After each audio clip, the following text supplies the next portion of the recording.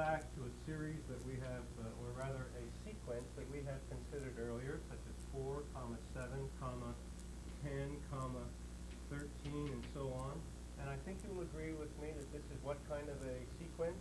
This is an arithmetic sequence. What I'd like to do is to associate with this particular sequence another sequence. And the other sequence that I would like to write, I'm going to call S sub 1, S sub 2, S sub 3, S sub 4, and so on. Now, right now, you don't know exactly what I mean by this new sequence, and so what I'd like to do is to define what I mean by that. In that S sub 1, then, is going to be the sum of the first term of my given sequence, which in this case is simply the number 4. S sub 2, then, is going to be the sum of the first two terms of my given sequence, which is going to be 4 plus 7. Now, notice here we have a plus sign. And of course, this gives us the element, the number 11. We have S sub 3, then is going to be what? The sum of the first three terms of our given sequence, which is going to be 4 plus 7 plus 10, which is equal to 21. And in fact, let's go down to S sub 4, then it's going to be the sum of the first four terms of our given sequence, which is going to be 4 plus 7 plus 10 plus 13, which adds up to 34. All right. Now, the sequence that we are developing here, namely S sub 1, S sub 2, S sub 3, S sub 4, and so on up to some S sub n, we are then going to call a sequence which is related to the given sequence, all right, such that any one of these terms is going to be called an arithmetic series. All right. So we will generate a series from a given sequence. And the fact that our given sequence here is an arithmetic sequence, what name do you think that I'm going to give this element that I have right here? We would call this what? Brenda? An arithmetic series. So that indeed is where the phrase arithmetic series comes from, in that we are dealing with a sequence, an arithmetic sequence, and from that sequence we generate the series. Well, let's generalize this idea, if I may. Let's look at A sub 1, A sub 2, A sub 3, dot, dot, dot. Let's go up to some A sub n, all right, and then we'll continue this sequence. Now, let me define this right from the beginning as an arithmetic sequence, okay? Now, I'd like to generate that sequence, S sub 1, S sub 2, S sub 3, and so on up to some S sub n, all right? And in fact, what I'd like to do is to stop right here at S sub n, all right? So that I now would like to define S sub 1 as the sum of the first term of my given sequence. S sub 2 then is the sum of the first two terms of our given sequence.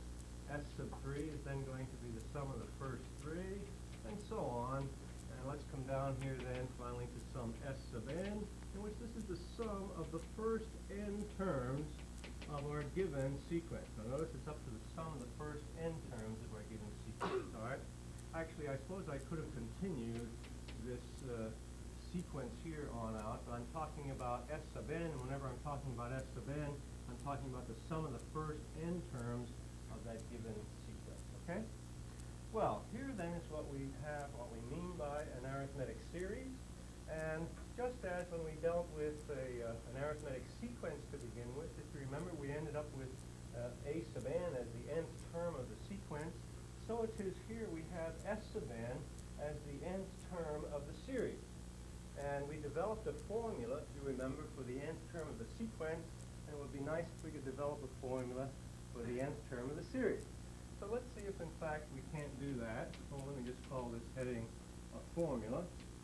And let me see how we can generate this formula. Well, let's look at an example. Suppose I talk about a series, S sub 100, which I will now define as simply 1 plus 2 plus 3, and so on, up to 98 plus 99 plus 100. Okay, I'm going out here to the sum of the first 100 integers. Now, my first question is this series an arithmetic series? And the way in which you answer that is to look at the corresponding sequence, 1, 2, 3, 4, and so on, dot, dot, dot, 98, 99, 100. And is that an arithmetic sequence? Yes. What's the common difference? 1.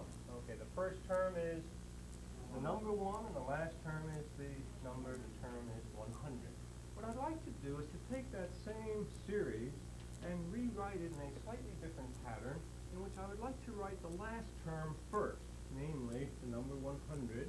I would like to write first, and then to that I would like to add the element which I get from subtracting the common difference, which indeed is going to be the number 99, and then the next element I'm going to subtract 2 times that difference from the first term, which is going to be 98, and so on all the way down here. I'm going to have 100 minus 97 is going to give me what?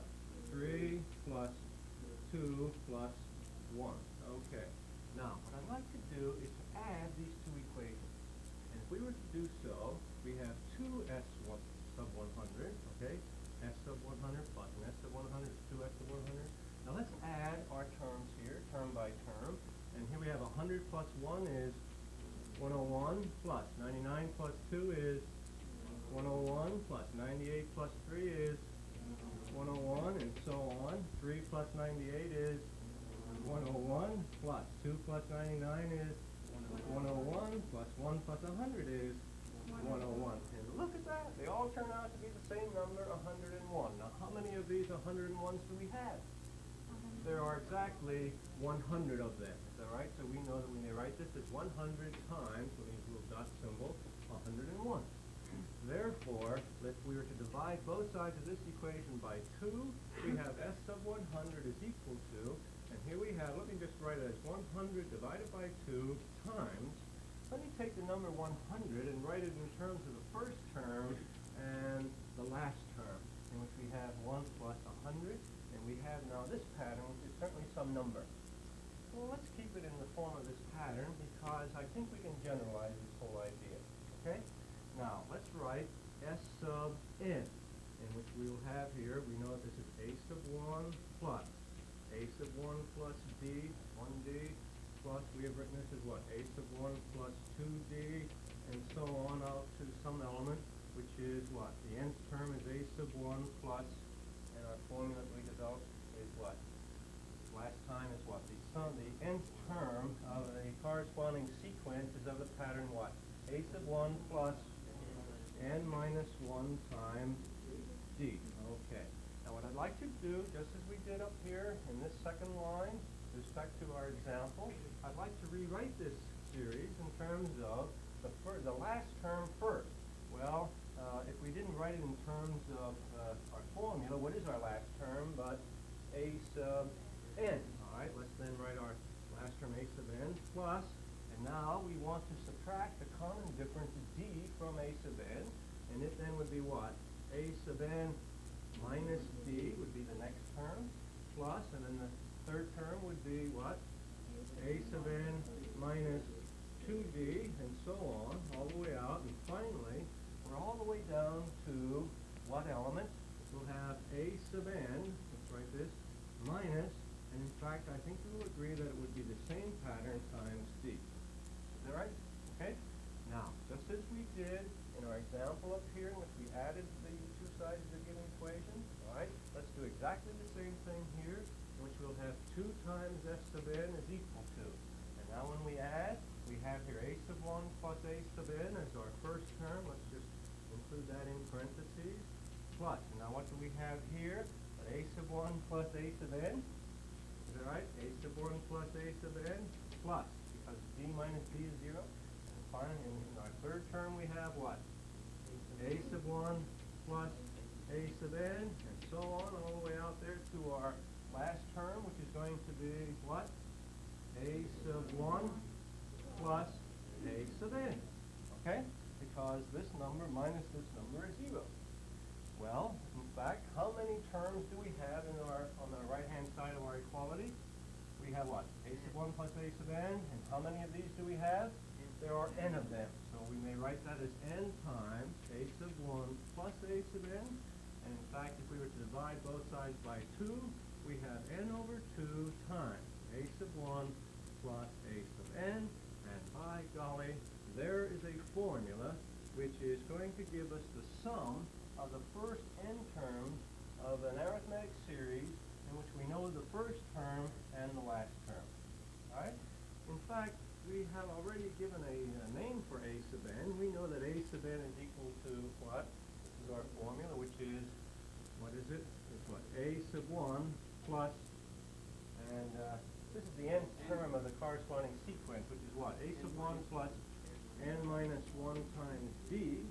And if we were to make that substitution right in here, we would have s sub n then is equal to, we have n over 2 times, and now here we have a sub 1, and without putting in two steps here, we would like to now substitute a sub n, which is a sub 1 plus n minus 1 times d. So we have a sub 1 plus a sub 1 gives us 2 times a sub 1 plus, and then we still have what? N minus 1 times d. Now, if we happen to have information given, well, in fact, here we have another formula, which is in terms of the first term and the common difference d, in case we don't quite know that last term, in which we also then know the number of the terms. So here we have two formulas which will help us determine the sum of the first n terms of an arithmetic series. All right? And these are formulas that you have to know, and by using them in your work day in and day out, I think certainly you will know them. Well, let's look at an example or two. And here's an example which I think will help reinforce some of these formulas. The fourth term of an arithmetic series is 9, and the 10th term is 33. Find the sum of the first 10 terms. All right, now, if we know our formula of a sub n, which is a sub 1 plus n minus 1 times d, this is our formula for the nth term of an arithmetic sequence. Is that right? So the corresponding sequence, now we're talking about the fourth term of an arithmetic series is 9. Well, let's see now. A sub 4 then we know is what number? This is 9 is equal to, we do not know what a sub 1 is, right? And in fact, how many terms are we talking about here? This is 4 minus 1, which is 3 times d, okay? And now let's see what other information we know. And the 10th term is 33. So what then may we say? Who has another sentence here that he would like to write in which we may utilize this formula here? Malcolm? 33 is equal to a sub 1 plus 9 times d. Is that right? Everyone agrees with that? 10 minus 1 is 9. Now, perhaps I should have written the second equation first, but let's see if we can't subtract the first equation from the second equation, okay? So that we have what? 33 minus 9 is what number? That's 24 is equal to, now a sub 1 minus a sub 1 is 0. And if we subtract 3d from 9d, we have 6d. Therefore, our number d is equal to 4. Well, if d is 4, let's then look at this equation right in here. 3 times 4 is 12. Therefore, a sub 1 must be 9 minus 12, which is negative 3. Okay? Everyone agrees with that? Well, let's see now. Is that going to help us with anything? Suppose we then, the question originally asked, find the sum of the first 10 terms. So let's then look at our formula, s sub n, in which it's n over 2 times. We know the first term now, and in fact we know the 10th term, so I think we may use this formula. Therefore we have what? S sub 10 is equal to, and now n is what number? 10. Let's just make our substitution over 2 times. A sub 1 is negative 3, plus a sub n is, in this case, a sub 10 is 33, and negative 3 plus 33 is 30, so we have 5 times 30, is that right? And then that gives us the number of 150. So the answer to the original question is find the sum of the first 10 terms. So we have here, without writing an English sentence, let me just say, therefore, that s sub 10, the sum of the first 10 terms is 150. Okay? Let's look at a second example. Here we have a word problem, which we have 4 days after John left on a walking trip, during which time he traveled at a constant rate of 16 miles per day. Steve set out to overtake him. Now, Steve traveled the same route, but covered 17 miles the first day and increased his mileage by 2 miles per day each day thereafter. How long did it take Steve to catch up to John? Okay, so perhaps it's a bit of a ridiculous situation, But what's the one thing that's in common to these two people, to both John and to Steve? And after, whenever they catch up to each other, whenever Steve catches up, they have gone, what, same distance. So let's talk about the distance that, let's see, Steve is the one who's catching up. The distance that John travels must be the same as the distance that Steve travels. Okay? Now let's look at John's distance. How far does John go? 4 days after John left on a walking trip. So he goes out 4 days. He's gone for 4 days, and he's walking how many miles per day? 16. So that's a total distance of 16 times 4. All right? And then at that point, Steve starts out, but John is still walking. Is that right? And how many additional days then does he walk? Let's let, let's call it n. Okay, let's let n equal the number of days that, let's call him Steve, that Steve walked, okay? Now, if that's the number of days that Steve walked, at the same time, John is going along at the rate of 16 miles per day. So how many miles, additional miles, then does John walk? And what then may we say, Brenda? 16. That's 16 times n. Does everyone agree with that? Is equal to, now let's see what we may say here. Now let's use our formula in terms of S sub n, okay? And let's see now, without looking over there on the other board, let's use the formula in which we know the common difference d, and our pattern is going to be what? It's n over 2, is that right, times, what, 2 times a sub 1. Well, 2 times, now what is a sub 1 equal to? That's the number of miles that he walked on the first day, which is 17, is that right? Plus, and now we want what? We had in there n minus 1 times the common difference, which is 2. Okay. Now, by the way, is the pattern that we are setting up here an arithmetic series? In other words, can we use this formula in the first place? And I think I see everyone shaking his head yes, and I think you will agree that we can. Well, let's then just repeat this. 16 times 4 plus 16 times n, and let's see if we can clean up the right-hand side a little bit. Let's use our distributive property. N over 2 times 2 times 17. And 2 over 2, of course, is a name for 1. So in here, we have what? This is 17n.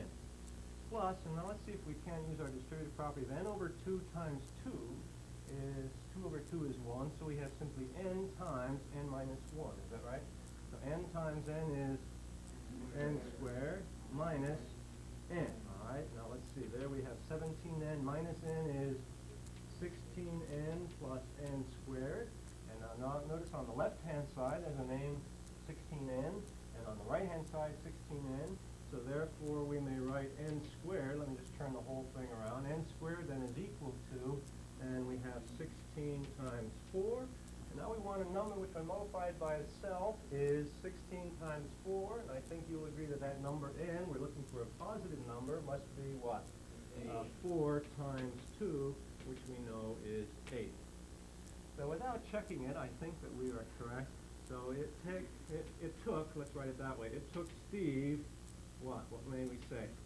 8 days to overtake, is that right, overtake John. And there then is the answer to the question that was asked. All right? There's another idea that I think we can look at. Let's see now. Let me call this idea D. And let's see the best way in which we can generate or motivate this idea. Let's go back there and look at S sub 100 in terms of what we had earlier, namely 1 plus 2 plus 3 and so on up to the number 100. Now there's another notation that is used in mathematics to write what we have on the right-hand side in a more convenient way and still give us more information than what we have indicated on the left. And that's what's called a sigma notation. And the Greek letter, the capital Greek letter sigma, is used to indicate that we're talking about the sum of some number of elements, okay? So let me put in our heading here of sigma notation, all right? And the way in which we will indicate this is we're talking about the summation of, now here, whatever variable that I use, whatever letter that I use, let me decide to use the letter J. We're talking about the summation of J as J goes from 1 and incremented by 1 up to 100. And this is our notational device that we use. Now, let's actually carry through this and see what it means. When j is 1, we have simply the number 1. Plus, that's what the summation symbol means add. And then we let j be the next element, which in this case is going to be 2. So when j is 2, we simply have 2. And then we let j be the next number, which in this case is 3. So we have simply 3. And so on, all the way up to whatever our top element here, which is the number 100. So you say, well, I don't see that this is any great advantage over what we have been writing. But in fact, as we go on and look at other examples, I think you're going to see where it really becomes quite convenient. For example, suppose I were to write something such as 1 plus 3i, in which I now would like to have I going from, say, 1 to 5. Okay? So let's see now. When I is 1, we have 1 plus 3 times 1, which is what number? That's 4. And now, plus, that's what the summation symbol means, let I be 2. We're then incrementing by 1 up to whatever our upper limit is here. When I is 2, we have what? 3 times 2 is 6, plus 1 is 7. Plus, and now when I is 3, we have 10. Plus, when I is 4, we have 13. And plus, when I is 5, we have the number 16. So what we have on the left-hand side is another name for, in fact, the series that I started this entire discussion with. Okay? 4 plus 7 plus 10 plus 13 plus 16. And in fact, let me look at one more example. Suppose we had the summation of a sub 1 plus, and let me write k minus 1 times d. Perhaps I should have used a square bracket there to indicate that we're talking about the summation of all of this. All right?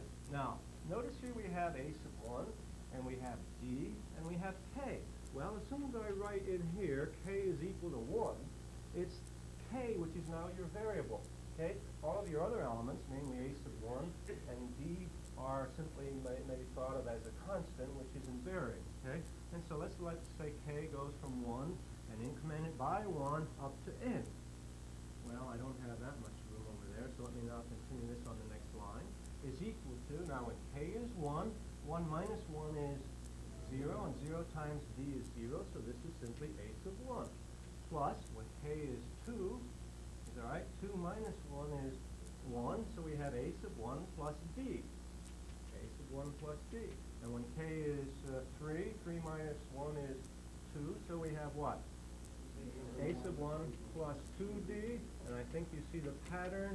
And finally, when k is n, is that right?